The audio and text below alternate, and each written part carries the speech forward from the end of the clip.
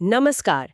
आज हम बातें करेंगे असम की कुछ बेहद दिलचस्प और अहम लोक कथाओं की। जी।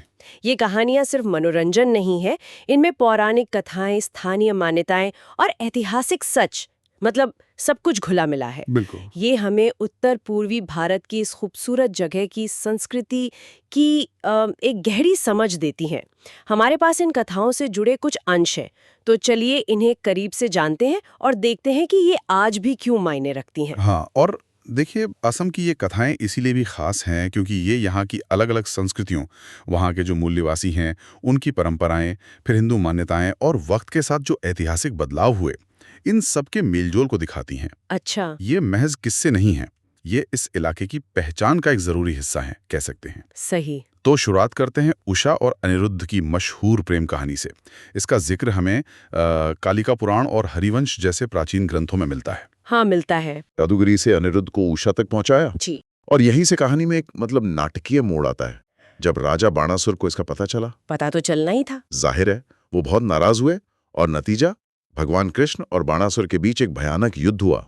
ओहो। कहा जाता है कि इस युद्ध में इतना खून बहा कि उस जगह का नाम ही तेजपुर पड़ गया, यानी खून का शहर। अच्छा, इसलिए तेजपुर। ये कहानी तो मतलब अमर प्रेम की मिसाल है ही, पर ये भी दिखाती है कि कैसे पौराणिक घटनाएं जगहों के नाम से जुड़ जाती हैं। बिल्कुल सही। प्रेम का एक और रूप है, वो है निष्ठा और अटूट इरादा। हाँ। और वो हमें बेहुला और लखिंदर की कहानी में दिखता है। वैसे ये कहानी मूल रूप से तो बंगाल की है। अच्छा, बंगाल की। हाँ, पर निचले असम में भी ये बहुत लोकप्रिय है। कहानी ये है कि सुहागरात पर ही सर्प देवी मनसा, उनके गुस्से की वजह से लखिंदर को सांप ने डस लिया और उसकी मौत हो गई। हे भगवान, सुहागरात पर ही। जी, लेकिन बेहुला ने इसे किस्मत मानकर हार नहीं मानी। ये बात कमाल की है। क्या किया उन्होंने? वो अपने पति के शव को एक नाव पर लेकर निकल पड़ी, देवताओं से न्याय मांगने और पति को वापस जिंदा करवाने के लिए। अकेले? नाव पर? हाँ, उसका ये सफर बहुत मुश्किलों भरा था, पर उसकी लगन और पतिव्रता धर्म ने आखिरकार देवताओं को भी मना लिया और लखिंदर को जीवनदान मिला। वाह। ये कहानी दिखाती है कि आस्था और संकल्प में कितनी ताकत हो सकती है, मौत पर भी जीत। बिल्कुल, आस्था और प्रेम की शक्ति। इस कहानी में दैवीय शक्ति का जिक्र आया, तो गुवाहाटी के कामाख्या मंदिर की बात करना तो बनता ही है। ये एक बहुत महत्वपूर्ण शक्तिपीठ है।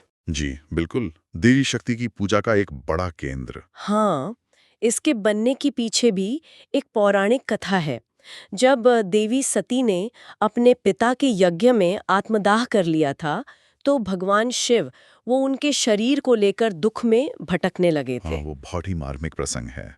और मान्यता ये है कि इसी दौरान देवी सती का योनि भाग असम की नीलाचल पहाड़ी पर गिरा। नीलाचल पहाड़ी पर। जी, और वहीं आज कामाख्या मंदिर स्थापित है। यहाँ हर साल अंबुबाची मेला लगता है। हाँ, सुना है अंबुबाची मेले के बारे में। उसे धरती के सालाना रजस्वला होने और उसकी उर्वरता का प्रतीक माना जाता है। ये असम की आध्यात्मिकता का एक अनूठा पहलू है, जो नारी शक्ति, प्रकृति और जीवन के चक्र को एक साथ पूजता है। मतलब पौराणिक कथाएं सीधे तौर पर धार्मिक रिवाजों और जगहों से जुड़ी हुई हैं वहाँ। बिल्कुल, गहराई से जुड़ी हैं। पौराणिक कथाओं से अब थोड़ा इतिहास की ओर चलते हैं, जहाँ लोक गाथाएं असल घटनाओं से मिलती हैं।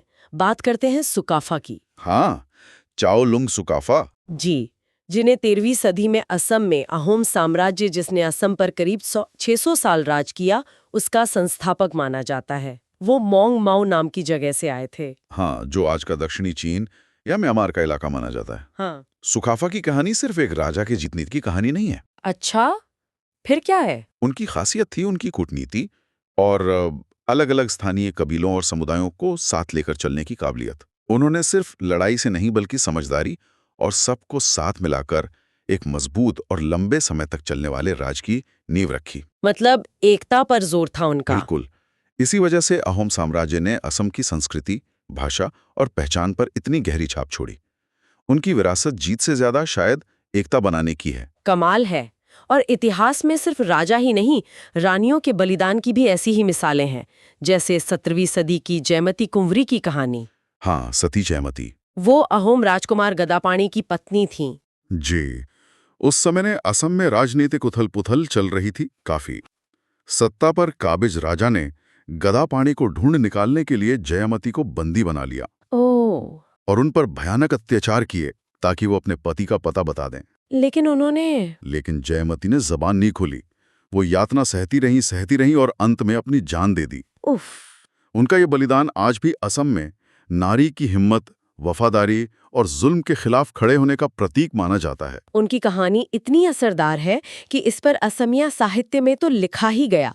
साथ ही 1935 में पहली असमिया फिल्म जयमती भी बनी। पहली असमिया फिल्म, वाकई उनकी खामोशी ही उनकी सबसे बड़ी ताकत बन गई। कमाल है। तो हमने आज असम की कुछ कहानियों को जाना। कहीं प्रेम की दिव्यता है तो कहीं अटूट निष्ठा, कहीं देवीय शक्ति की पूजा है तो कहीं इतिहास बनाने वाले राजा और रानियों के किस्से। ये साफ है कि ये कहानियां सिर्फ बीते वक्त की बात नहीं है। बिल्कुल नहीं। ये सोचने पे मजबूर करती हैं कि आखिर इन पुरानी कथाओं में ऐसा क्या है, मतलब क्या जादू है, जो ये आज भी असम की पहचान और वहाँ के लोगों की सांस्कृतिक समझ को लगातार सींच रही हैं। हाँ, ये सवाल तो है। कैसे ये लोक कथाएं वक्त के थपेड़ों के बावजूद एक पूरे इलाके को परिभाषित करने की अपनी ताकत बनाए रखती हैं? ये अपने आप में गहरा सवाल है जिस पर हम सब सोच सकते हैं।